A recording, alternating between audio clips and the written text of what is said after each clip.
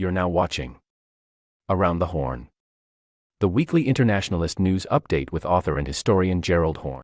Today is September 24th, 2025. Welcome everyone to the weekly series entitled Around the Horne, which is an internationalist news update with historian and Professor Gerald Horne. Dr. Horne's latest book, which is available on the International Publisher's website, is entitled The Capital of Slavery, Washington, D.C., from 1800 to 1865. Dr. Horne is also a permanent guest on the radio show, The Horne Report, which airs on Black Power 96 Radio on Sundays at 3:30 p.m. Eastern Time, and Dr. Horne also hosts a radio show entitled Freedom Now, which airs on KPFK 90.7 FM in Los Angeles on Saturdays at 11 a.m. Pacific. And replays of both shows can be found on the Activist News Network. And check out the latest edition of Around the Horne, the Around the Horne Substack, entitled Notes from Around the Horne, which is a weekly list of some of the articles reviewed by Dr. Horne in preparation for each week's show. The link can be found in the description of this show. Dr. Horne, thank you for coming back on the show, and welcome back to Around the Horne. Thank you for inviting me. Dr. Horne, as we go around the Horne, every September, leaders from around the world gather at the United Nations in New York to debate and pass resolutions, and this year is the 80th session of the UN General Assembly, which commenced on September 9th. And the first day of the high-level general debate began yesterday, Tuesday, September 23rd. The headlines from yesterday, Tuesday, September 23rd, were focused on U.S. President Trump's speech, wherein he lambasted the United Nations and countries around the world during a nearly hour-long speech. In addition to bashing the UN, which ironically the U.S. has made it progressively less relevant and more impotent by the day, President Trump also exclaimed that, quote, "Your countries are going to hell." In addition to President Trump's unhinged speech, on Monday, France, Andorra, Belgium, Luxembourg, Malta, and Monaco announced their recognition of Palestinian statehood, and Australia, Canada, Portugal, and the United Kingdom recognized Palestine as a state a day earlier. The state of Palestine is now recognized as a sovereign nation by 157 of the 193 UN member states, representing 81% of the international community. But Dr. Horne, we have several questions about the UN General Assembly meeting taking place this year in New York City. Firstly, what was your reaction to President Trump's speech? What does Trump's speech say about the state of U.S. imperialism? How significant, if at all, is the growing recognition of Palestine as a state? And there were several other important speeches and news out of the UN that we want to get your analysis on.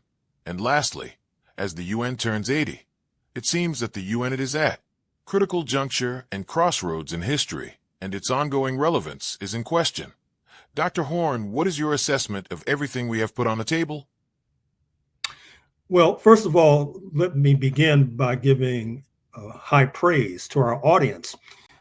In the notes and comments last week, one of our more astute viewers mentioned that I analogized the killing of conservative icon Charlie Kirk in the aftermath to the Reichstag fire in Germany in the 1930s, which was used to accelerate the onset and onslaught of fascism. The astute viewer mentioned a more appropriate analogy, which is the case of Nazi activist Horst Wessel, who was allegedly killed by communists, and then that was used once again to accelerate the onslaught of fascism. Interestingly enough, to this very day, a noted Nazi fight song carries the name of Horst Wessel.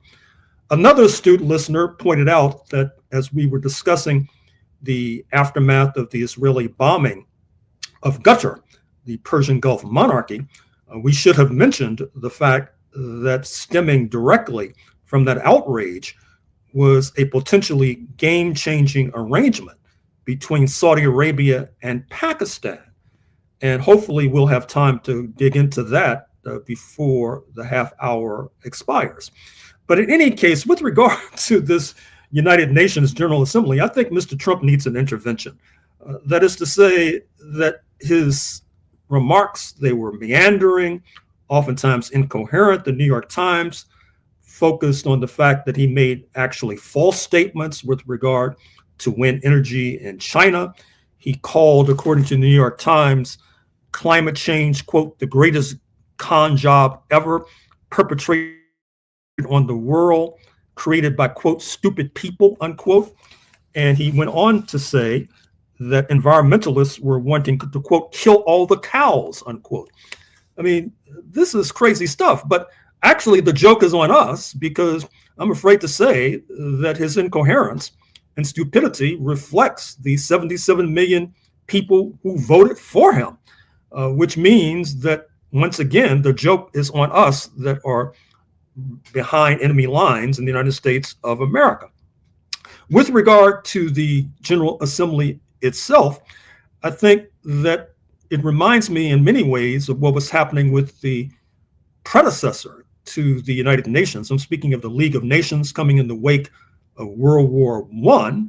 And in the 1930s, you saw aggressor nations like Japan and some of the fascist nations begin to eject themselves progressively from the League of Nations. And you see the United States doing the same thing with this United Nations bashing by Mr. Trump, by the fact that the United States is in the midst of withdrawing from the United Nations Educational, Scientific, and Cultural Organization, UNESCO, in the midst of withdrawing support for the World Health Organization, in the midst of pulling the plug on U.S. participation in the World Trade Organization. So this is obviously very ominous, given the 1930s precedent. I should also say that we should not only criticize, understandably we should, but I should make a footnote here with regard to two explosions of identity politics, both domestically and globally. And no, unlike Bernie Sanders, I'm not referring to the trans community or the Black liberation movement. I'm speaking to that eerie rally in Arizona, filling a football stadium, exuding white Christian nationalism, which is the ultimate form of identity politics. Not to mention the fact that with the European nations, or at least many of them led by France, recognizing Palestinian statehood, you've seen an explosion of an offshoot of white identity politics, which is Zionism. That is to say, the ultra-right in Israel threatening to annex further parts of the West Bank, and also, of course, accelerating their illicit, illegal invasion of Gaza.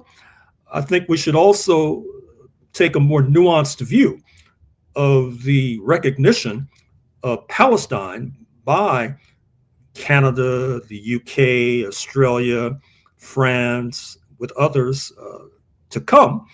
Of course, understandably, many of our friends have suggested that this is utterly performative.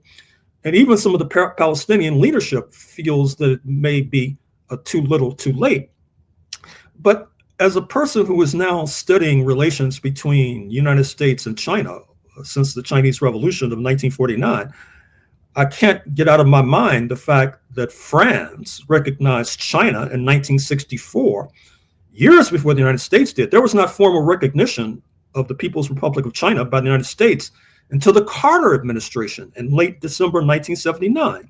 So I should also mention that when Charles de Gaulle, the then French leader, recognized China, he said that he hoped that it would annoy the United States of America. And that opens the door to a further consideration of the often fraught relations between Paris and Washington.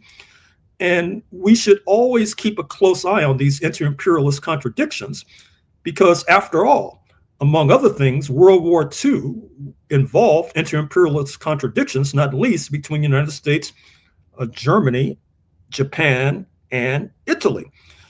With regard to the United Nations General Assembly, I'm hoping that they find time amidst all the speeches and speechifying to get down to brass tacks and pass a United for Peace resolution with 2/3 of the General Assembly voting for tougher sanctions against Israel, perhaps even voting for a military intervention into Gaza to eject forcibly the Israeli invaders.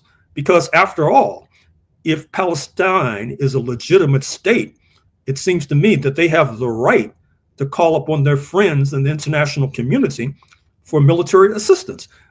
You may recall that during the bad old days of apartheid in Southern Africa, that this was the fear of the Rhodesian regime in the run-up to Zimbabwean independence in 1980. That is to say that the liberation movements, as they were then called, would urge their Cuban friends to come into Rhodesia and eject forcibly the racists from power. And we need to contemplate a similar scenario in 2025, 2026, and going forward. Dr. Horne, as we go around the horn, we want to pick up from a conversation we asked you last week and ask you about your reaction to Charlie Kirk's memorial service. The BBC reported that the memorial event for conservative activist Charlie Kirk, which was held at a stadium in Arizona, was a swirling mix of memorial service, big church Christian religious revival, and conservative political rally. Of course, Trump and company have used the death of Charlie Kirk to ramp up their Black Scare/Red Scare attack. In fact, on September 20th, there was an article published in Cuba Debate, which was translated into English by Walter Lippmann, entitled Neo-McCarthyism. The White House prepares a blacklist of leftist enemies. And President Trump this past week directed the Justice Department to prosecute his political opponents. And the Democrats responded by warning that President Trump's drive to pursue his critics is putting the U.S. on a path to dictatorship. On the other side of the ledger, on September 16th, Ta-Nehisi Coates wrote an article in Vanity Fair entitled Charlie Kirk Redeemed. A Political Class Finds Its Lost Cause, wherein by the end of the article, one has to wonder if Coates has been so quiet lately because he has been busy reading Dr. Horne's work. Dr. Horne, turning the mic back over to you. What is your ongoing analysis of Charlie Kirk's death? How it is reflective of both the history and founding of the U.S. and the current moment we are living through today? Well, breaking news, according to certain news organs, James Comey, the former director of the FBI, who quite famously did not necessarily get along with Mr. Trump, is in the process of being indicted, apparently for lying to Congress, although check these news sites to be sure. And of course, the U.S. attorney, the prosecutor in Virginia, was just forced out of office, Eric Siebert, because he was apparently less than enthusiastic about going after Mr. Comey, not to mention New York State Attorney General Letitia James. And now Mr. Trump has placed one of his cronies and comical sidekicks into that prestigious post, and she is expected to do his bidding. With regard to the Coates article, and I should also mention a similar article by the progressive commentator Wilmer Leon, they are both worthy of inspection. With regard to the Coates article, I think that he was spot on in singling out Ezra Klein of the New York Times for particular denunciation. And Ezra Klein apparently got the message because in his current column in the New York Times, he's invented a new phrase. He calls it the blue scare. I guess that's a companion to the red scare and the black scare. That is to say, going after Democrats, demonizing Democrats. I don't think he goes as far as we have in terms of suggesting that the red scare and the black scare sets a precedent for the so-called blue scare, but hopefully that will be next on his agenda. And certainly with regard to the lost cause, recall what happens post-U.S. Civil War, post-1865, when the Confederate States of America and their apologists, recently defeated, convert their inglorious struggle to preserve slavery into something else, which of course is reflected in one of Hollywood's biggest blockbusters. I'm thinking of Gone with the Wind, coming out of MGM Studios in the late 1930s. That is to say that the Confederacy was not about the grimy and gruesome business of slavery.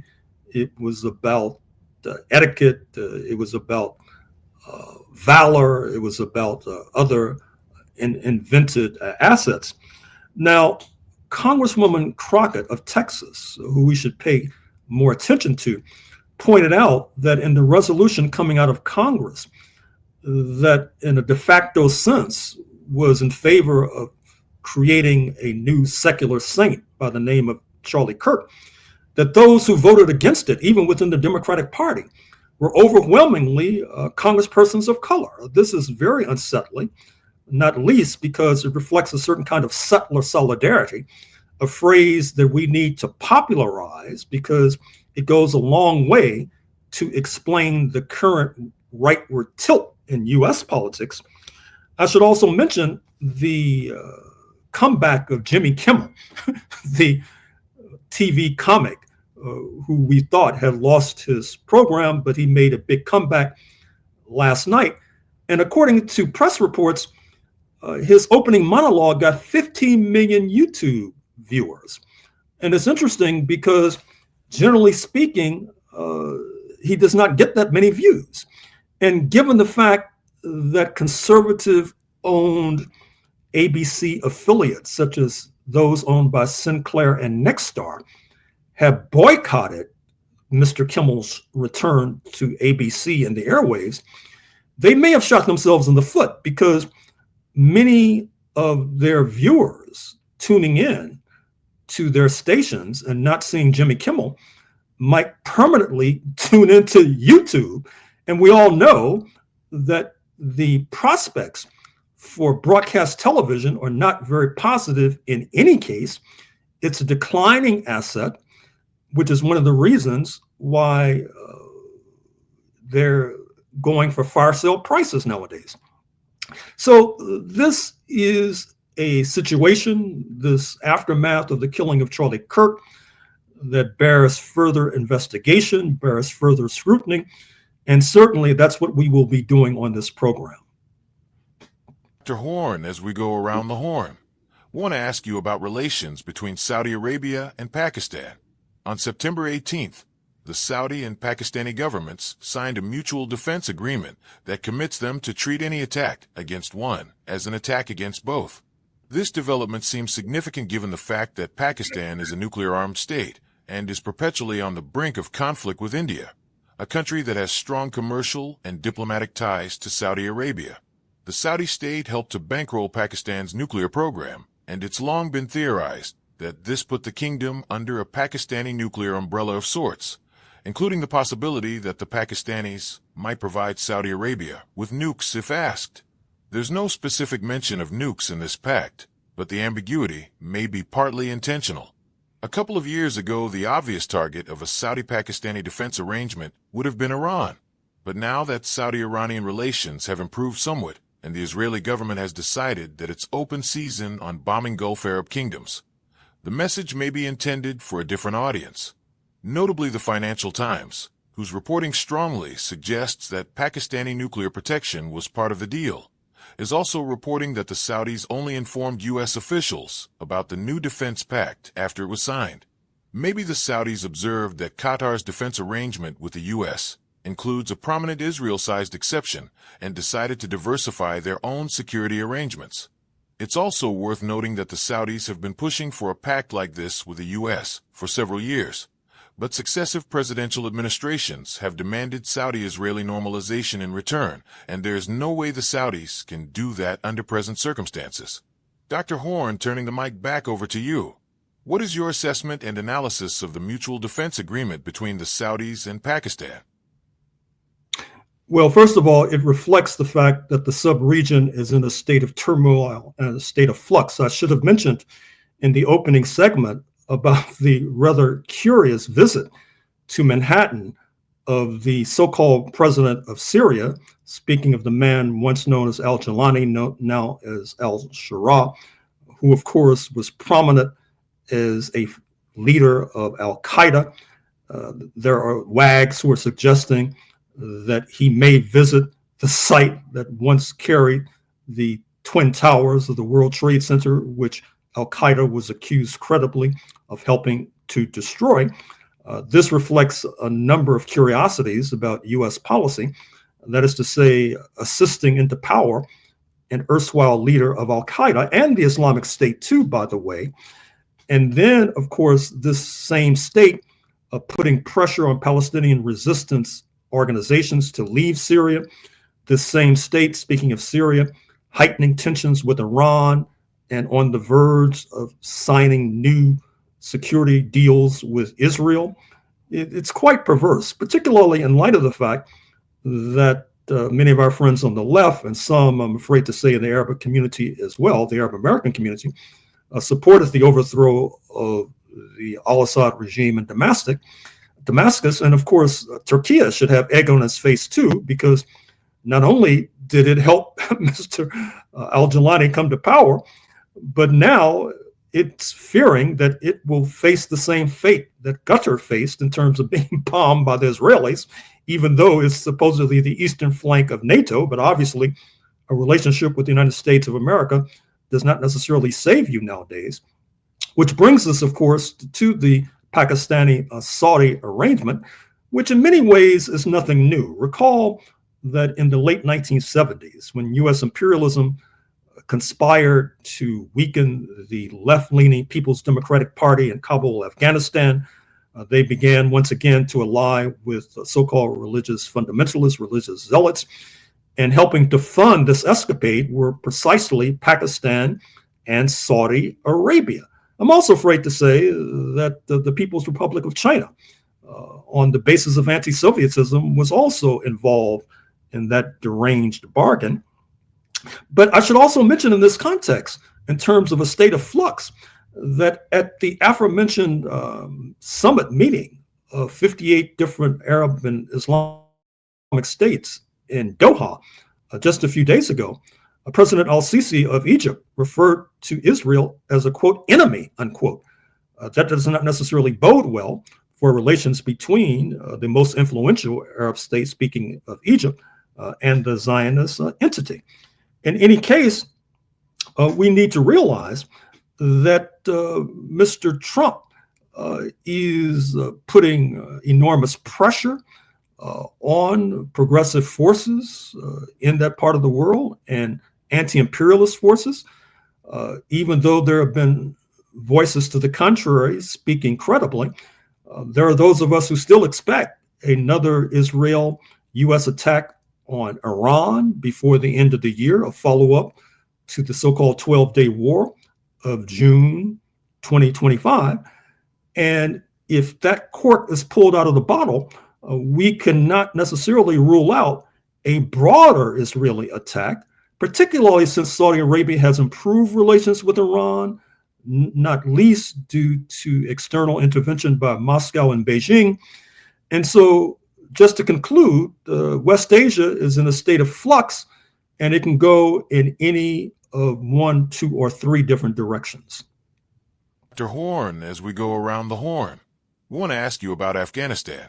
During a press conference this past Friday, September 19th, U.S. President Donald Trump told reporters that his government is in talks with the Taliban to reoccupy Bagram Air Base in Afghanistan, which in August 2021, the U.S. military had abandoned during their withdrawal from the country, after 2 decades of occupation. This past Sunday, September 21st, the leaders of Afghanistan denied that any talks were underway to hand Bagram Air Base back to the U.S., claiming, quote, no agreement over even an inch of Afghanistan's soil is possible. Dr. Horne, what is your reaction to the news that U.S. President Trump is trying to retake Bagram Air Base? Well, I was taken aback by the fact that Mr. Trump said explicitly that one of the reasons why the United States wanted to reclaim this base was because they thought it would help Washington to monitor nuclear activities across the border in China. I had thought that he would not want to say that publicly, but obviously I misjudged the situation. Just to repeat, the United States was once in bed with these current rulers in Afghanistan. Speaking of the Taliban, the U.S. and the Taliban conspired against the People's Democratic Party until the final leader of progressive left-leaning Afghanistan, speaking of Najibullah, was lynched and castrated by the religious zealots as they were able to then inflict a blow as well upon the socialist camp, particularly the Soviet Union, which had been trying to bolster on Mr. Najibullah. And then we all recall what happened during the early days of the Biden administration of August 2021, when the Taliban surged back into power after being ousted from power in the aftermath of the attack on New York and Washington. Reference our recent discussion about Mr. al-Jilani of Syria. And in any case, one of the lessons we should draw from this entire episode is that even though there are oftentimes rifts between U.S. imperialism and these religious zealots, they're like a loving couple that oftentimes has arguments, but at the end of the day, they throw themselves back at each other into each other's arms.